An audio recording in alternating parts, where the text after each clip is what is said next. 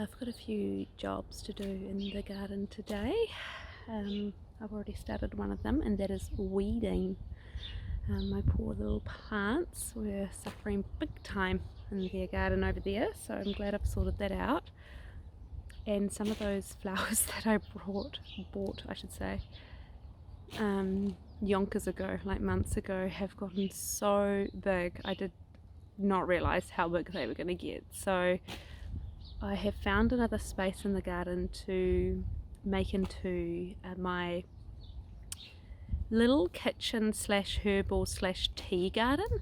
So I want to put together a little garden that I go to for my culinary needs and also my herbal tea needs as well, because I love drinking like green tea and other little herbal mixes. So particularly I'm quite interested in getting some anise into the garden and making some licorice tea, because I do enjoy a good cup of licorice tea. So yeah, I want to start dabbling in that a little bit. I think I've never done it before. Also lavender. I would like to use the lavender for putting into posies around the house and making it smell good. And then the other thing too is maybe grow some roses, because I have been doing a little bit of YouTube research, and well, it's kind of coincided with, I tried a vanilla and rose tea and I loved it. It was so tasty. So I'm going to see if I can kind of grow. I mean, I'm in the right spot for roses, really. Yeah, grow some roses. I know we've got some around the property, so what I might do is transplant them to my little culinary garden and look after them there. And yeah, so that's kind of, I'm kind of excited. So I think that might be my next project in the garden in terms of making it user friendly. The other thing that I need to do quite soon is give some TLC to my strawberries. So I need to, they're looking a little bit sad, but I'll show you that today. But that's the time of the year to start doing that. I think this year we want to do it a little bit differently in terms of putting down some plastic matting, because we found that it just got too damp for them last year, even with the straw. But they needed water. It's very fine balance of the old straw, so I find. But anyhow, I'm going to start putting together my weeding the herb garden, and then that will kind of mean that I can transplant some new soil there from the mound that I need to finish. So today's a big day actually. I've got quite a bit to do, so yeah, off I go.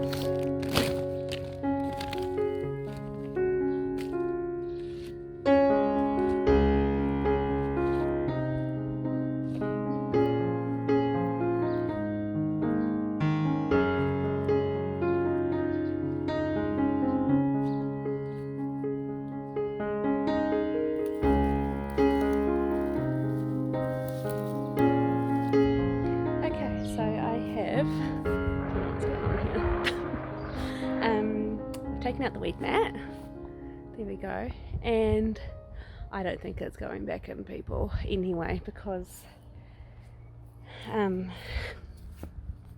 she be full of weeds already, and holy rusty nails, and I just don't think it's worth the time and effort, to be honest, because I don't think it's going to keep out the weeds now anyway. Well, it wasn't, was it? There shouldn't have been any weeds there. I guess weed mats aren't invincible if you just leave them forever. Anyhow, so I think I'm just going to mulch the soil now, and toil the soil, I should say, and just keep going. So not too exciting, to be honest. So yeah, but it's so nice to be out in the garden on a winter's day. It's awesome actually doing this kind of stuff in winter, because the soil is generally looser because of we've had so much rain, but also it's not as hot. So look at that blue sky, beautiful. Yeah, carry on.